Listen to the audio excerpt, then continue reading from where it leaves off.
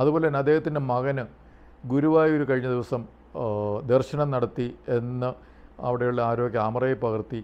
അപ്പോൾ അതിൻ്റെ പേരിൽ അവിടെ ഒരു കശപിശയുണ്ടായി. അപ്പോൾ അദ്ദേഹത്തിൻ്റെ നിർദ്ദേശപ്രകാരമായിരിക്കും പോലീസ് ആ സോഷ്യൽ മീഡിയയിലുള്ള അങ്ങനത്തെ ഫോട്ടോയും കാര്യങ്ങളൊക്കെ നീക്കം ചെയ്യാൻ വേണ്ടി ഈ സോഷ്യൽ മീഡിയ ഈ മെറ്റയ്ക്കോ ആർക്കൊക്കെ എഴുതിയെന്നൊക്കെ ഉള്ളത് വാർത്ത കണ്ടു.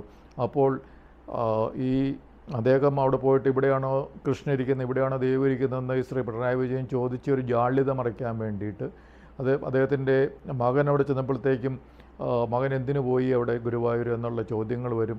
അപ്പോൾ അവിടെ തീർച്ചയായിട്ടും ആ മകൻ പോയിട്ടുണ്ട്.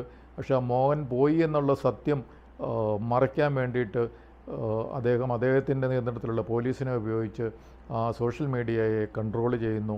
അദ്ദേഹത്തിൻ്റെ ഒരു ബലം അവിടെ ഉപയോഗിക്കുന്നു എന്നുള്ളത് തീർച്ചയായിട്ടും മകൻ ഗുരുവായൂർ പോയി എന്നുള്ള സത്യത്തെ അദ്ദേഹത്തിന് പേടിയായതുകൊണ്ടാണ് ഇങ്ങനെ ചെയ്യുന്നത്.